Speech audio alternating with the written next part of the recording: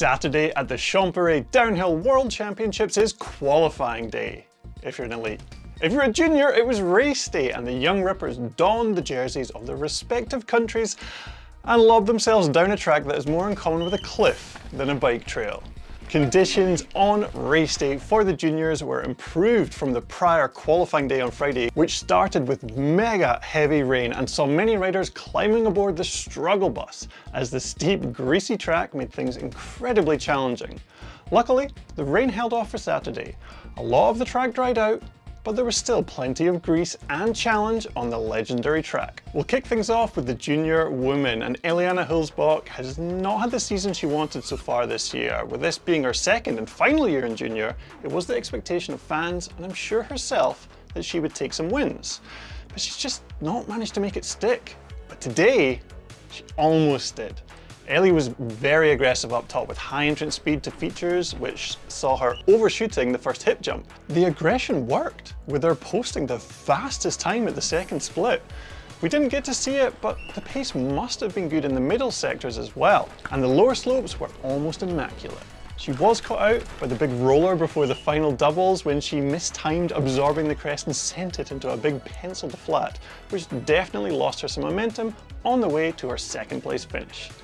Aletha Osgaard was my pick for the junior win this week, as it felt like consistency and speed were building to a peak at this race. Her run was excellent with composed, precise and flowy upper section that had her on pace with the winner. The tricky lower sections were dispatched with relative ease and it looked like she could be home for the win, but she had to settle for the silver medal when all was said and done. She is a first-year junior though, so she will get another shot at claiming some World Champ stripes next year. But so will Rosa Zierl, who demonstrated today that she is 100% the rider to beat this season. On her race run, she looks smooth and controlled like we're used to seeing, but she also seems to have developed more aggression and intensity in her riding. She actually lost time compared to Aletha and Eliana at the second split with a mistake hidden out of sight. But with her efficient style, she was able to stay sharp and precise in the lower slopes, absorbing the big roller, catching some transition and not needing to pedal through the jumps to take the win. I think, oh, we got Rosa now. Hi, Rosa. You've been on a roll recently. Did you think you were going to win this race before it started? Definitely not. I mean, there's so many fast girls and I definitely was not expecting to win. It's amazing to see you perform under that pressure. I saw you were actually back at the splits and then you made up time towards the bottom. How did you manage that? When I heard the crowd in the last couple of turns, I was just like, either it's Alita going into the finish line and she's green, or they saw my split and I was green, so I had to push and just wanted to come down, and I don't know, I was feeling pretty good in the last part, so... Well, it seemed to work. I've always had you down as a precise and fluid rider without too much aggression, but there were moments where you really threw the bike into some corners. Did you up the intensity for World Champs? Not really, I just wanted to show my best riding and find a bit of a flow on this track, and then, yeah, was feeling pretty good, my run was good. So, yeah. Thank you, Rosa. Enjoy the celebrations. That was almost seamless. Who's next? Oh yeah, junior men. Now you could argue that this race is more anticipated than the elites. Will Asa Vermette retain the stripes? Will Max Alran steal them away? Will the winning junior time be faster than the elites? It's honestly super exciting at the moment, and they were faster than the elite qualifying time anyway. But Till Alran mesmerised the fans the previous day with the fastest qualifying run in the worst conditions of the weekend, demonstrating his insane finesse when there's barely any grip to work with. He couldn't quite match that performance in the finals, but he pulled the trigger on all the creative, high commitment lines and made them look easy. What was most impressive was that there were barely any stalls or mistakes, which shows from his splits going from 6th to 4th to 3rd as the other riders slipped and lost time. Till kept it clean and finished the day with a bronze medal. I mentioned the current world champ Asa and if he could retain the stripes, and while he tried with an insane step down, like backsiding into the step into the corner, did you see that? That was beautiful. Despite that, he picked up a rare flat and somehow managed to nurse the bike down into 7th. I didn't see many flats, so it was weird, and we've got him. Love you.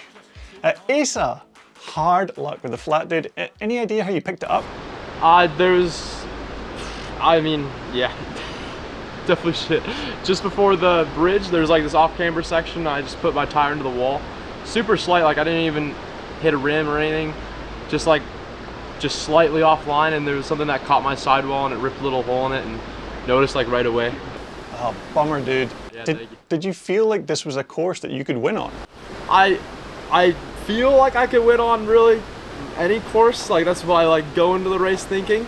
So I mean, that's my thinking, but with the dirt today and everything, I was definitely feeling good, and yeah, sucks we had a little mechanical that took us out, but. Despite the flat, you managed to ride those lower slopes so fast, and you even managed to clear the jumps. Like, how did you do that? Did you have a tire insert? No insert. I just wanted to clear the jumps because I was so mad. I was like, I'm not gonna not finish, you know. I've never ridden that fast without one, so I didn't really know what was gonna happen. I just didn't want to crash because of it. So I was like taking it a bit easier, and through like the corners, it honestly didn't feel terrible. But then right when I got into like the open hard pack, it was just going all over the place, and had to lay down like so much power to clear the jumps, but yeah. Thanks, Asa. Commiserations, and I'd just like to say, Batman does come out on top. So on to Tyler Waite. Similar to Asa, he has not managed to win a World Cup downhill event this year, despite him showing flashes of the speed to do so. And today, he put on the strongest performance we have seen from him so far. He was absolutely charging down those upper slopes with his trademark intensity, and he was strong through all the splits without any major errors. Tyler embodied the expression mainline with confidence as he folded that Yeti down the hill, sprinting to the finish to claim the silver medal and a well-deserved second place at this World Championships. So, it was down to maximum chill Alran to show us what he was keeping in the back pocket of those tight white pants. He started strong with a delightful scrub up top and holding a line inside of the rut on the first steps that was so casual you might have missed it. He used that same finesse to consistently put his wheels smoothly into wide setup after wide setup, and then committed with deceptively powerful cornering speed and pressure that is so reminiscent of peak Josh Bryceland. He maintained this for the whole run, pulling time, and finally made one mistake. A rut had pushed wider than he expected, which made him slip and slightly overturn. And then in the next section, he did something so subtle, so scary, so masterful, so hard to see in the low bitrate live stream. The blind crest on the inside line before the final jumps. Everyone goes on the inside line. Some riders will try to set up a little wider before the crest, but everyone aims bang center so they know they land on the supportive ledge of fun, happy, good times. They do this because at race pace you will catch air, and you cannot steer in the air. If you are aiming too far to the right, you will miss the safe zone and land in the off-camber area of death, destruction, and crushed dreams. Max Chill isn't a man of compromise, it seems, as he set up super wide, jumped over all the sad and crushed dreams, landed perfectly on the knife edge between those two fates, which lined him up to carry the maximum speed into the dirtiest scrub over crest, cross the line, jobs are good, and here's your golden rainbow medal. Oh, please say we have Max. Max, genuinely unbelievable run there. How did it feel to you? Pretty good. It was a solid run. I was feeling confident at the top. Like this morning was good, and yesterday practice also, and quali was good. So yeah, I was a bit confident and just made it to the bottom without too many mistakes, like as every time I would say. But yeah, I was feeling good and yeah, had a good run. What really stands out to me is the way you can take janky, slick, sharp turns and turn them into flowy curves. How do you do that without slipping like everyone else? Actually, I don't know. We got a good tires. Should be dirty down or pretty good in the mud, so was feeling good, and yeah, just like I don't know. We have many races in the mud now, so we're getting used to it now, so it was pretty good. Actually, I had some crash at the practice, but yeah. You're quite the specimen, Max. I look forward to watching you make bikes go fast at the next one. Merci. And that's it for the junior story of the race. Hopefully we managed to tread around the filming and embargo rules and this video doesn't get pulled. Hopefully I got this out in time and you can now watch the elite finals and stay tuned for the elite story of the race here on Pinkbike. What's that? There's actually nothing in my ear.